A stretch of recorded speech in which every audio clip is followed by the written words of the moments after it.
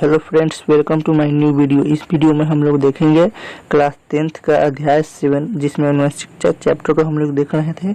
अनुवंशिकता चैप्टर 7 का हम लोग वीडियो पार्ट 1 देख लिए है, यह वीडियो पार्ट 2 है। तो वीडियो पार्ट 2 हम लोग देख रहे हैं, जिसमें आज हम लोग टॉपिक को देखेंगे कि गुणसूत्र क्या होता है, डीएनए क्या होता है और जीन क्या होता है। इसको हम लोग समझेंगे। तो चलिए हम लोग जान लेते हैं कि गुणसूत्र, डीएनए और जीन क्या होता है। तो हम लोग टॉपिक बाय टॉपिक देखते हैं। सबसे पहले देखते हैं गुणसूत्र यानी क्रोमोसोम्स होता क्या है। इसके पहले वीडियो में हम लोग देखे थे अनुवंशिकता जो चैप्टर है वह क्या होता है। उसके बाद हम लोग समानताएं, विभिन्नताएं हम लोग देखे थे। लेकिन अब हम लोग समानताएं में गुणसूत्र क्या होता है इसको हम लोग समझते हैं, यानी क्रोमोसोम्स क्या होता है। तो हम लोग जान लेते हैं।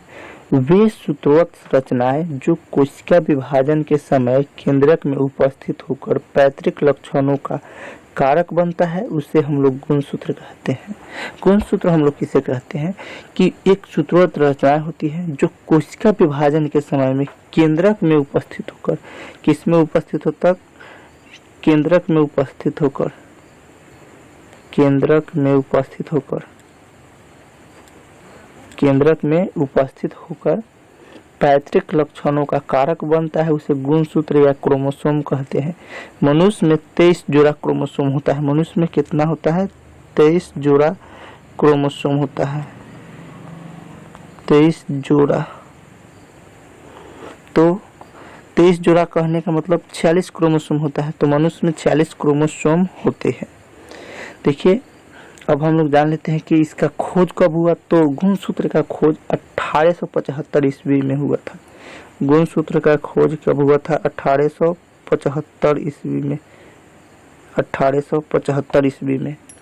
और खोज करने वाले कौन थे? तो स्ट्रासबर्गर नामक एक वैज्ञानिक है जिन्होंने खोजा था।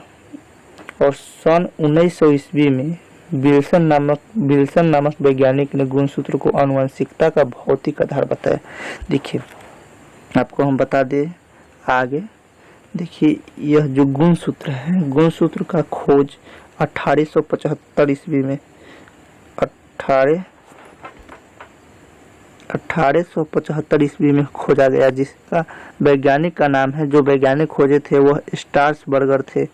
स्ट्रासबर्गर, खाने वाला बर्गर नहीं, स्ट्रासबर्गर एक वैज्ञानिक का नाम है।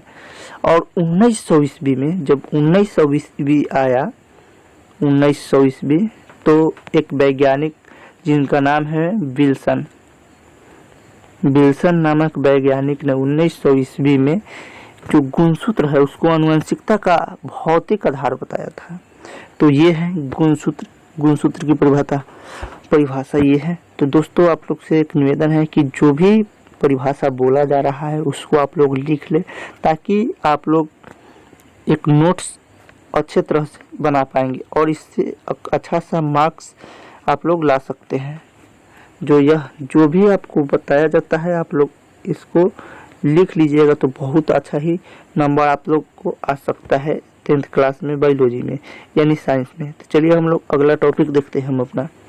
तो हमारा अगला टॉपिक है गुणसूत्र के कार्य लिखें। मतलब गुणसूत्र का क्या काम होता है इसको हम लोग को लिखना है, यानी समझना है। तो देखिए, हम लोग पॉइंट कर करके लिखेंगे, क्योंकि गुणसूत्र के कार्य कितने हैं इसको हम लोग देख लेंगे। तो फर्स्ट नंबर पॉइंट हम लोग लिखेंगे कि गुणसूत्रों पर जीन पाए जाते हैं जो सभी प्रकार की आनुवंशिक सूचनाओं को रखता है। देखिए, गुणसूत्र में क्या होता है? एक जीन पाया जाता है, जो होता है गुणसूत्र में क्या होता है? एक जीन पाया जाता है, और वह जीन जो सभी प्रकार के आनुवंशिक सूचना को रखता है। जीन जो होता है वह सभी प्रकार के आनुवंशिक सूचना को रखता है। दूसरा पॉइंट हम लोग देखेंगे, दूसरा पॉइंट लिखेंगे, हम लोग समझेंगे, देखेंगे। तो दूसरा पॉइंट, गुणसूत्र प्रोटीन संश्लेषण को नियंत्रित करता है। प्रोटीन संश्लेषण को नियंत्रित करता है। किसको? प्रोटीन संश्लेषण,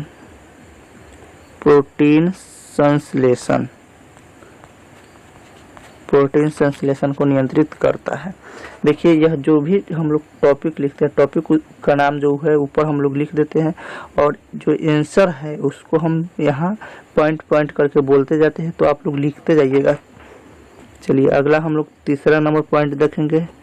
तो तीसरा नंबर पॉइंट है हमारा तीसरा कि यह कोशिका विभाजन और कोशिका विकास में सहायक होता है।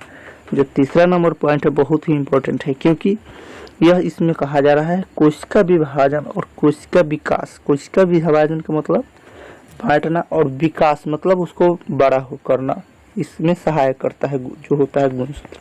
चौथा नंबर पॉइंट आपको बता दे तो चौथा नंबर पॉइंट है हमारा, चौथा नंबर पॉइंट है गुणसूत्र द्विगुणित होकर अपनी अनुकृति बनाता है। देखिए गुणसूत्र द्विगुणित, द्विगुणित का मतलब दो गुना, द्विगुणित,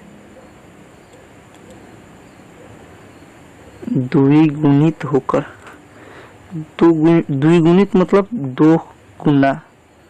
अगर 26 है तो 26 का दो गुना कितना होता है 52।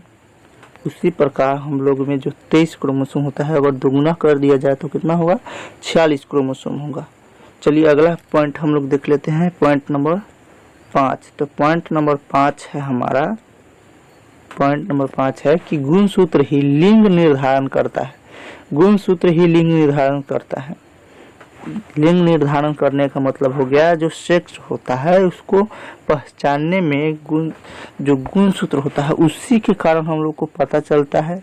अगर गुणसूत्र ना हो तो गुणसूत्र, देखिए गुणसूत्र सबसे पहले तो 44 प्लस XY या XX जब होता है तो गुणसूत्र पूर्ण होता है।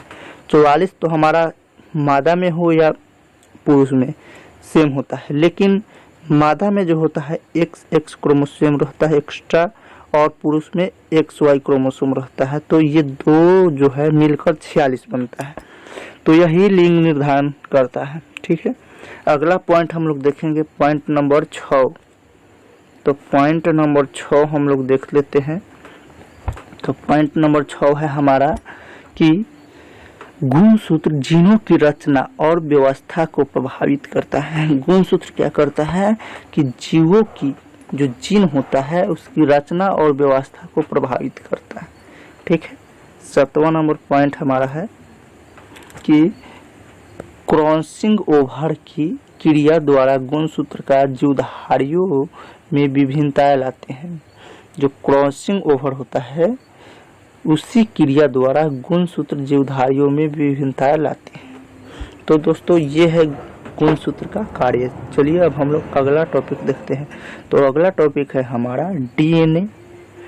डीएनए का मतलब होता है, फुल फॉर्म होता है डीऑक्सी राइबो न्यूक्लिक एसिड। यहाँ आपको लिखा भी गया है।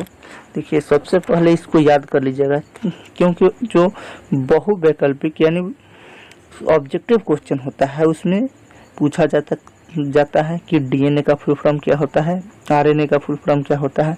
तो ये सारे आप लोग को एक बार बता दिया जाएगा, लेकिन वो अलग से बता दिया जाएगा। एक वीडियो में केवल फुल फॉर्म ही आप लोग को समक्ष लाया जाएगा। और ये जो है इसमें सब्जेक्टिव जो है, इसमें जो टॉपिक है टॉपिक के अनुसार इसमें चला जा रहा है, लेकिन एक अलग से आप लोग को वीडियो बनाकर डाल दिया जाएगा चैनल पर कि आप लोग उस सारे जो है फुल फॉर्म को याद कर ले। उससे कम से कम 2 या 3 या 5 नंबर तक आपको फुल फॉर्म से आ सकता है।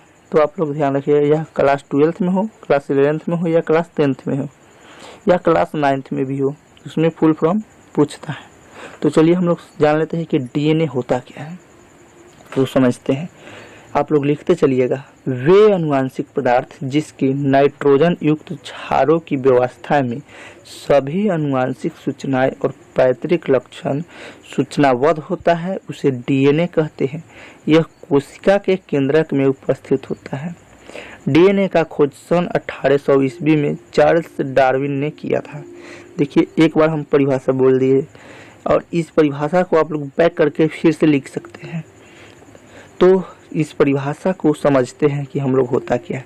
देखिए वे अनुवांशिक पदार्थ, अनुवांशिक मतलब जेनेटिक, जिनके नाइट्रोजन युक्त क्षारों की व्यवस्था में अनुवांशिक सूचना और पैतृक लक्षण सूचनाबद्ध होता है। अनुवांशिक और पैतृक पैतृक लक्षण सूचनाबद्ध होता है उसे डीएनए कहते हैं। यह कोशिका के केंद्रक में उपस्थित होता है। डीएनए कहाँ उपस्थित होता है? कोशिका के केंद्रक में। सन 1800 ईस्वी में किया गया था और यह बहुत ही इम्पोर्टेंट पॉइंट है। डीएनए का खोज कब किया गया था? तो सन 1800 ईस्वी में किया गया था और जो वैज्ञानिक खोजे थे उनका नाम है चार्ल्स डार्विन। तो यह हो गया डीएनए। अब हम लोग समझ लेते हैं कि डीएनए का कार्य क्या होता है, इसको हम लोग जान लेते हैं। तो डीएनए का कार्य हम लोग समझते हैं, यह टॉपिक हम लोग को है कि डीएनए का कार्य क्या होता है। तो पॉइंट इसमें भी कर करके आपको समझाया जाएगा। तो नंबर पॉइंट है, यह आनुवंशिक सूचनाओं को एकत्रित करता है। देखिए डीएनए का जो कार्य है उसमें यह आनुवंशिक जो जेनेटिक जो सूचना होता है, जो नोटिफिकेशन होता है, उसको एकत्रित करता है, एक स्थान पे रखता है। दूसरा नंबर पॉइंट है कि जो डीएनए होता है वह द्विगुणित क्षमता की होती है। डीएनए में द्विगुणित क्षमता होती है जिसके कारण यह अपने जैसी दूसरी अनुकृति या दूसरा डीएनए बना लेता है। डीएनए में द्विगुणित क्षमता होती है जो अपनी जैसी ही दूसरा डीएनए बना लेता है। इसमें यह फायदा है डीएनए। यह कार्य नंबर 2 था। अब कार्य नंबर हम लोग 3 समझते हैं। तो जो यह क्रॉसिंग ओवर होता है डीएनए में, क्रॉसिंग ओवर उसके कारण पूर्ण संयोजन की क्रिया करता है। जब क्रॉसिंग ओवर कराया जाता है जो होता है उससे पूर्ण संयोजन की क्रिया करता है। तो यह है डीएनए का कार्य। अब हम लोग एक क्वेश्चन देखते हैं कि डीएनए आनुवंशिक आधार है कैसे। यहाँ क्वेश्चन आपको दिया गया है, यह क्वेश्चन आप लोग लिख लीजिएगा ताकि बहुत ही यह इम्पोर्टेंट क्वेश्चन है, यह समझने लायक क्वेश्चन है। तो आप लोग लिखिएगा क्वेश्चन का आंसर, डीएनए को भी आनुवंशिकता का आधार माना जाता है। अब कैसे माना जाता है इसको पॉइंट कर करके लिखाया गया है। तो आप लोग पॉइंट में नंबर लिखिएगा 1, पॉइंट नंबर 1 कि इसमें द्विगुणन की क्षमता होती है। डीएनए में क्या होती है? द्विगुणन की क्षमता। डीएनए में द्विगुणन, डीएनए में द्विगुणन की क्षमता होती है। द्विगुणन की क्षमता होती है। डीएनए में द्विगुणन की क्षमता होती है। दूसरा नंबर पॉइंट है हमारा, दूसरा नंबर पॉइंट कि डीएनए की अनुकृति मूल डीएनए अणु की तरह होती है। जो डीएनए की अनुकृति है वह पहले के समान डीएनए की अणु की तरह होती है। तीसरा नंबर पॉइंट है डीएनए प्रत्येक कोशिकाओं के केंद्रक में उपस्थित होता है। जो डीएनए होता है प्रत्येक कोशिका के केंद्रक में उपस्थित होता है, केंद्रक में उपस्थित होता है। डीएनए जो होता है वह केंद्रक में उपस्थित होता है। चौथा नंबर पॉइंट है डीएनए का द्विगुणन क्षमता के कारण यह कोशिका के दीर्घन और विभाजन में सहायक होता है। देखिए डीएनए में द्विगुणन जब क्षमता होती है उसी के कारण कोशिका में दीर्घन और विभाजन होता है। तो ये डीएनए आनुवंशिक आधार है कैसे, ये हम लोग समझ लिए। अब हम लोग का जो टॉपिक है जीन समानता टॉपिक हम लोग पढ़ रहे हैं। समानता में जीन जो होता है वो उसको हम लोग जानते हैं कि यह जीन क्या होता है, इसको समझते हैं। देखिए गुणसूत्रों पर पाए जाने वाले वे भौतिक इकाई जो पैतृक लक्षणों को एक को पीढ़ी से दूसरे पीढ़ी में ले जाने का कार्य करती है उसे जीन कहते हैं। दोस्तों इस परिभाषा को आप लोग लिखिएगा। फिर से हम बोलते हैं इस परिभाषा को, गुणसूत्र पर पाए जाने वाले वे भौतिक इकाई जो पैतृक लक्षण को एक पीढ़ी से दूसरे पीढ़ी में ले जाता है या ले जाने की कार्य करती है उसे जीन कहते हैं।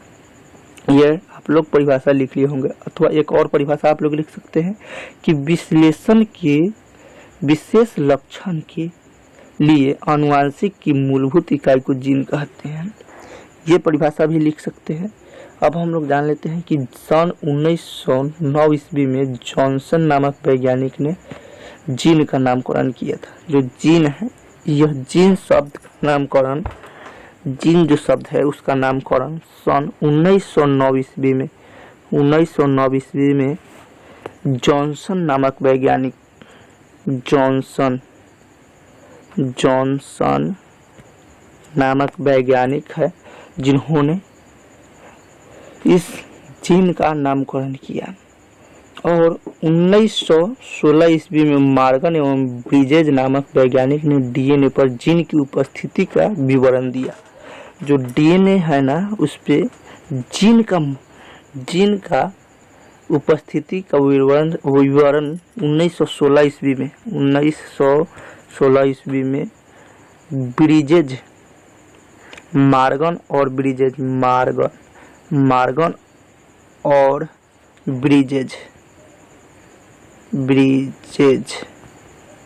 यह दो वैज्ञानिक थे, मॉर्गन और ब्रिजेज, जिन्होंने डीएनए पर जीन की उपस्थिति का विवरण दिया। अब हम लोग जान लेते हैं कि जीन की गुण एवं विशेषता क्या होता है, इसको समझ लेते हैं। तो यह टॉपिक हमारा यह है कि हम लोग इसको समझ लेते हैं। अगला टॉपिक हमारा कि जीन के गुण एवं विशेषताएं क्या होती है। तो नंबर 1 पॉइंट है हमारा, जीन में द्विगुणन की क्षमता होती है। डीएनए में भी द्विगुणन की क्षमता होती है, जीन में भी द्विगुणन की क्षमता होती है। दूसरा नंबर पॉइंट है, ये पूर्ण योजन की इकाई है और क्रॉसिंग ओवर में भाग लेती है। जो जीन होती है वह पूर्ण योजन की इकाई है और क्रॉसिंग ओवर में भाग लेती है। ठीक है, यह दूसरा नंबर पॉइंट है, आप लोग लिखते चलिएगा। तीसरा नंबर पॉइंट है कि जीन उत्परिवर्तित होकर विभिन्नताएं उत्पन्न करती है। जीन जो होती है उत्परिवर्तित होकर मतलब परिवर्तित हो जाता है और विभिन्नताएं उत्पन्न कर देती है। चौथा नंबर पॉइंट है, जीन शारीरिक लक्षणों और क्रियाओं को प्रकट करती है। जो जीन होती है वह शारीरिक लक्षण और क्रिया को प्रकट करती है। तो ये है हम लोग का जीन के गुण के विशेषताएं और यह गुण है। तो दोस्तों हम लोग समझे हैं आज जीन, डीएनए और एक टॉपिक और हम लोग देखे हैं कि गुणसूत्र। तो यह जो तीनों टॉपिक है हम लोग इस वीडियो में कवर कर लिए हैं। अब हम लोग अगले वीडियो में पढ़ेंगे ब्लड। अगला जो वीडियो का टॉपिक होगा ब्लड क्या होता है, तो ब्लड के बारे में हम लोग अगले वीडियो में पढ़ेंगे। अगर आप लोग इस चैनल पर नए हैं तो चैनल को सब्सक्राइब करिए, वीडियो को लाइक करिए और एक अच्छा सा कमेंट करिए, जिससे हम लोग को मोटिवेशन मिले। और आप लोग को डेली क्विज चाहिए तो मेरे टेलीग्राम चैनल से ज्वाइन होना ना भूलिए, ताकि आप लोग क्विज ना छोड़ पाए। मेरे टेलीग्राम चैनल का लिंक नीचे डिस्क्रिप्शन बॉक्स में दिया गया है। तो आज के लिए इतना ही। जय हिंद।